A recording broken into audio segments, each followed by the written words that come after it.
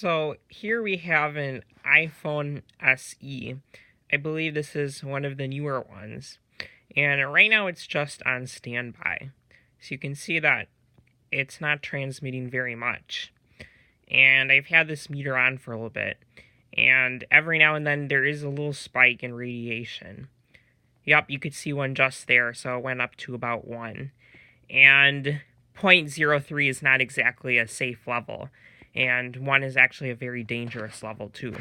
So, but you can see on standby it's not terribly active.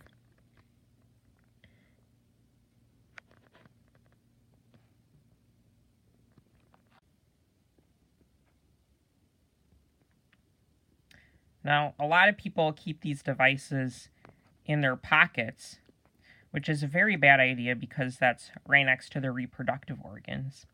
But nevertheless, even though the device manufacturers themselves will tell you not to do that, people have gotten accustomed to doing that.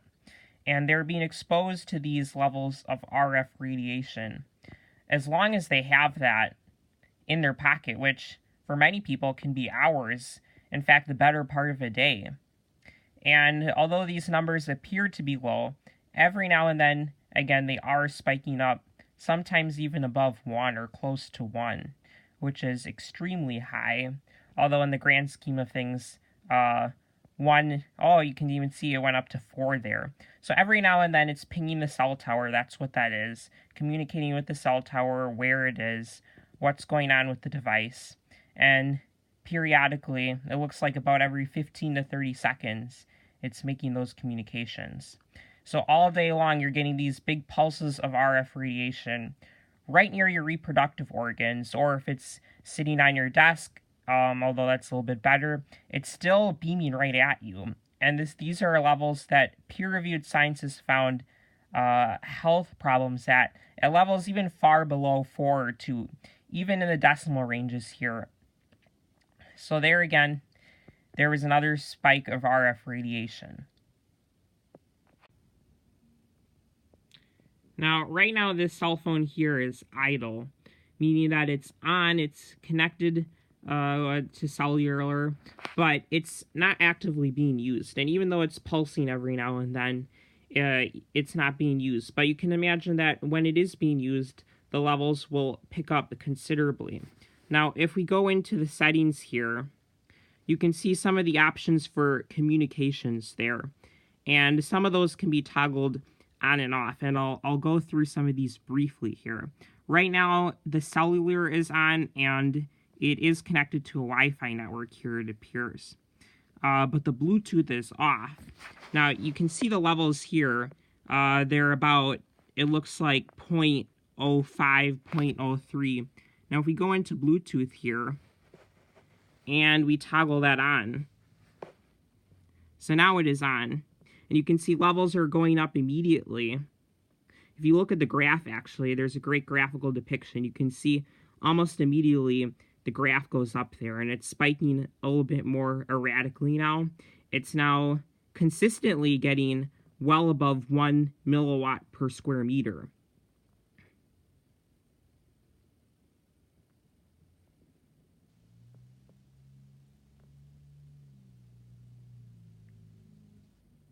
And you can see, even though this cell phone here is not actually connected to anything using Bluetooth, it's consistently outputting far more RF radiation than it would be if the Bluetooth function was off.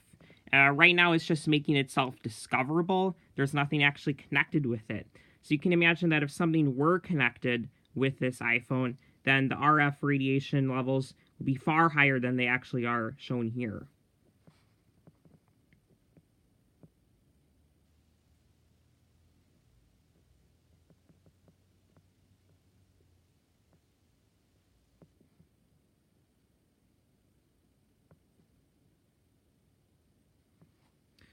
So we'll turn the Bluetooth off now.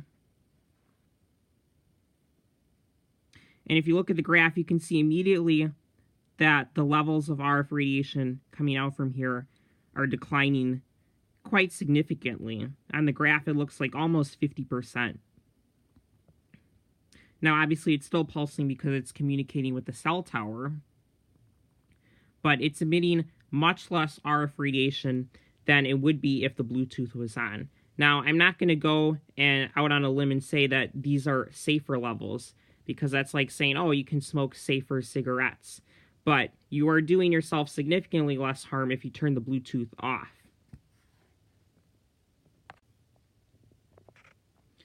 So as we all know, Wi-Fi connectivity to wirelessly connect to a local area network and hence to the internet as well has become very popular with these smart devices, particularly smartphones.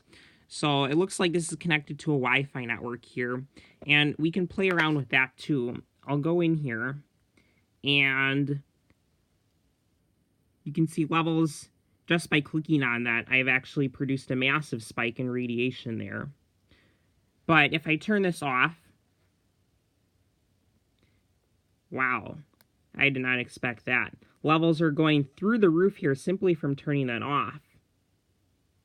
Almost up to 1,000 milliwatts per meter squared. These are extremely dangerous levels. Certainly nothing you want to be near you. Wow, and still going up to 1,000 milliwatts per square meter.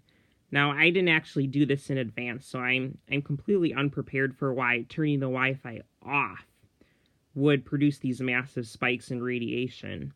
One thing I could surmise, go out on a limb here, is perhaps it's communicating more with the cell tower now, as opposed to using a local Wi-Fi access point for that. But now it does look like it's settled down here, so maybe it was taking care of some housekeeping things. Levels have gone down to about what they were before now. So it looks like after the first few minutes, it settles back down to normal. Now, if I turn this off again, or on again, excuse me. Now, as you would expect, levels have increased again. They've about doubled here, so it's averaging about 3 to 4 at peak levels there, and then back down to normal. Occasional spikes.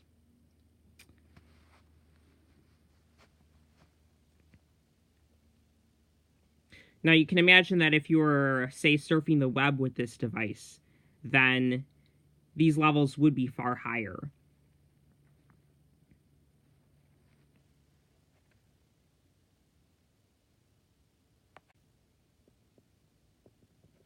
Now, another feature with this iPhone here is something called personal hotspot.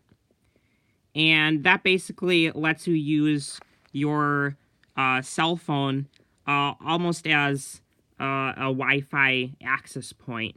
It's not quite the same thing. Basically, other devices nearby can wirelessly connect to your device and use that device's cellular connectivity for internet connectivity. So if we turn this on, and you look at the graph, you can see immediately levels are going through the roof here, and considerably more than just with Wi-Fi or Bluetooth. In fact, the graph here is now completely just filled in. Extremely high levels of RF radiation here, and now it's declining a little bit again. One thing to note with wireless devices such as this is that whenever you turn a wireless function on or off, there is going to be a spike of RF radiation, a huge spike initially, but that might settle down after a little bit. But you can see now that we've settled down to, I guess we'll call it normal levels, these are considerably higher than they were before the personal hotspot was turned on, even though nobody's using this personal hotspot. Right now, I've just turned it on. So you can imagine if somebody were using this actively to get internet connectivity, you know, they were streaming video or something, these levels would be far, far higher. These are extremely dangerous levels. I believe building biology has set anything greater than 1 as extremely dangerous. That's not to say levels below 1 are safe. In fact, 0.01 to 1 is still termed dangerous, but anything above 1 is extremely dangerous. And thousands of peer-reviewed studies have found extreme biological hazards at levels both above 1 and below 1. But anything above 1 is extreme significant cause for concern. So we'll go ahead and turn the personal hotspot off.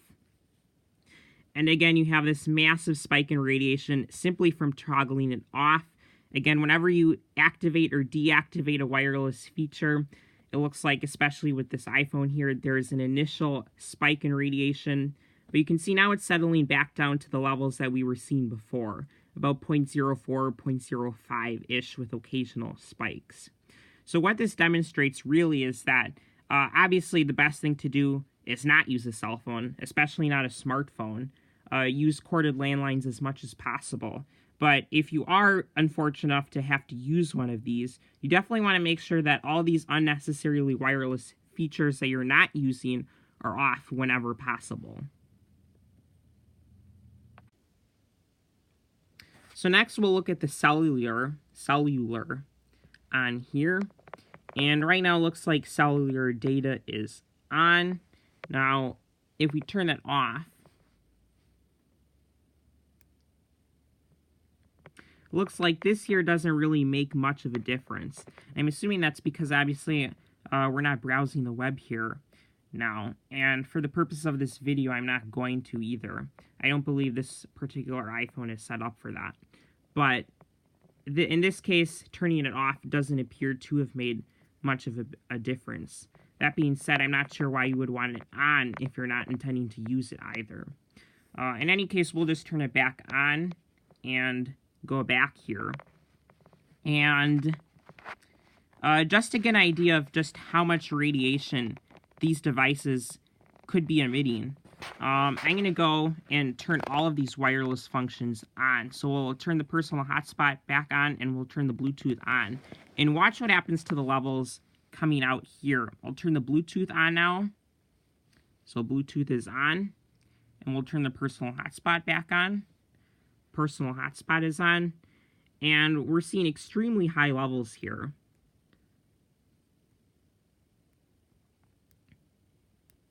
So certainly anything in the tens is extremely dangerous.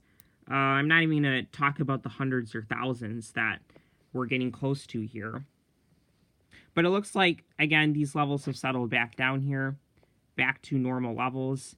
And that's because, unfortunately, or fortunately, I should say, I don't have any Bluetooth devices to connect to this right now, or anything that I could connect to this personal hotspot.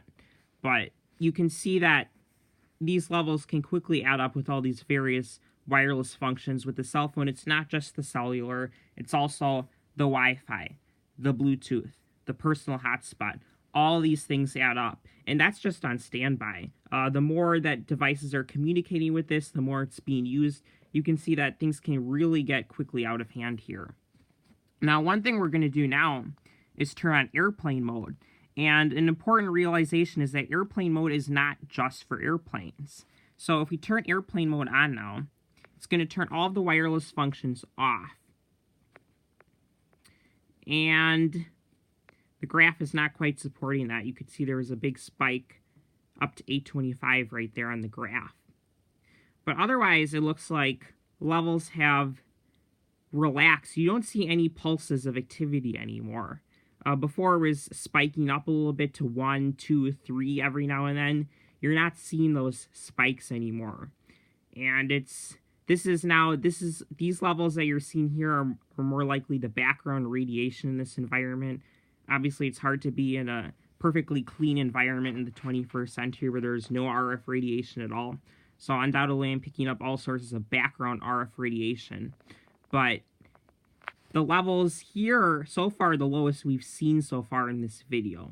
They're consistently low. Now, if I turn airplane mode back off, so the device is communicating, obviously now it's letting the cell tower know, hey, I'm communicating with you again, and it's turning all its other wireless functions that were on before on. And so you're seeing massive communication here, extremely high levels. You can see it was up to 727 there. I mean, these are levels that are comparable to standing right in front of your microwave oven. That's how high that is. Now, obviously, a microwave oven is far higher power output. Even a cell phone, there's a common joke, you can use cell phones to cook your food. It's not that simple. It's not quite that simple. But these are extremely high levels that you're seeing here. And maybe the cell phone won't microwave your food, but it certainly can microwave your brain and your head if you keep it next to your head long enough.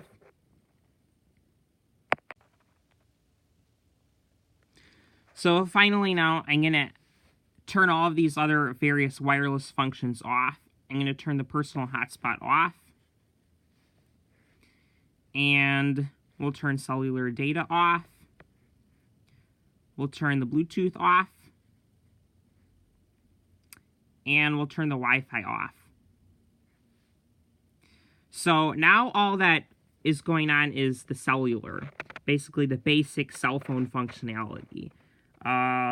Cellular data here, that's for accessing the web, for example, internet connectivity through here. That's for cellular data. But the cellular connectivity itself is still on, of course, unless you toggle airplane mode on, and that's still off here. So right now you're seeing what the levels are with just the cellular functions. You can see they're a little bit lower, it looks like, than when all of these other various wireless functions were on. So certainly if you're not using Wi-Fi, if you're not using Bluetooth, if you're not using personal hotspot, do turn those off because it will significantly lower the RF radiation output you're seeing here. And these are pretty close to background levels at this point.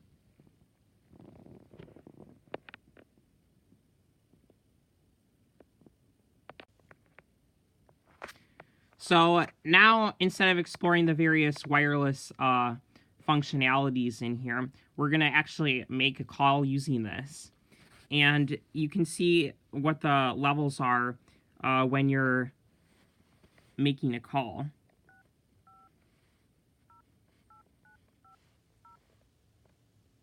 So I'll just do that. You can see immediately levels are going through the roof.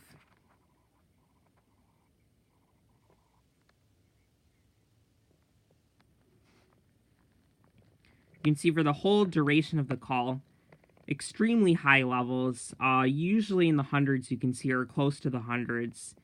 And obviously, distance matters. Now, if I move this away, you can see levels are declining quickly with the inverse square rule. The RF radiation declines with the inverse square, so distance really matters. I've only put about half a foot between the cell phone and the RF meter, and levels have dropped to 4. And if I move that back again, you can see they go back up into the hundreds. So distance really, really matters. So I'm going to end the call. And it's taking care of some, what I like to call housekeeping here, contacting the cell tower, letting you know the call is over. But you can see levels continue to be high for a little bit after you end the call. Now they're dropping back down to, I guess, normal cell phone levels of radiation, back to what we saw before here. So here I've gone into the messaging center, which is how you send an SMS message on an iPhone. And I've just set up a basic test message here. And the number I have in there is actually a landline number. So inevitably, this message will not get successfully delivered anywhere. But that's besides the point here. Right now I'm going to send this message, and you can see what happens when I do that. So the message is sent, and immediately, huge spike in RF radiation. Yep, you can see that was an invalid number. I didn't use an area code, and that's a landline number anyway, so it's not going to go anywhere. But you can see that levels were in the hundreds while this message was being sent. Now you do hear, text whenever possible instead of calling. That's much safer. And again, that's like saying, cigarettes are safer than cigars. You can smoke a safer cigarette. That doesn't really make a lot of sense. And you can see the levels are still pretty high when you send a text message, at least on an iPhone. Now, obviously, the duration of that RF radiation is much smaller. You could see that was only for a few seconds, and now levels have now resumed to background RF radiation and just the basic cellular function here. So, in a sense, there is less risk when using messaging versus calling.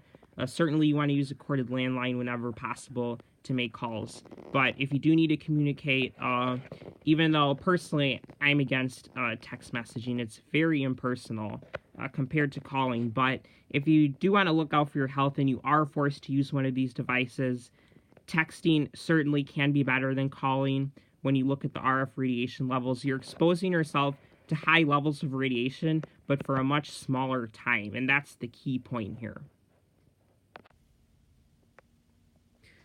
So I'm going to end here by showing you that these various wireless functions, personal hotspot, cellular data, Bluetooth, Wi-Fi, those are all off. I've just turned off everything now except for the basic cellular connectivity. And these are not safe levels, but they're not particularly high levels for a cell phone. So you can see that if you are stuck with these, really turn off everything that you don't need. That really, really makes a big difference. Now, I'm going to finish by turning airplane mode on once again, which is really the only quote safe way to use a cell phone when it's not communicating at all. And after that initial handshake spike, levels should decline here soon.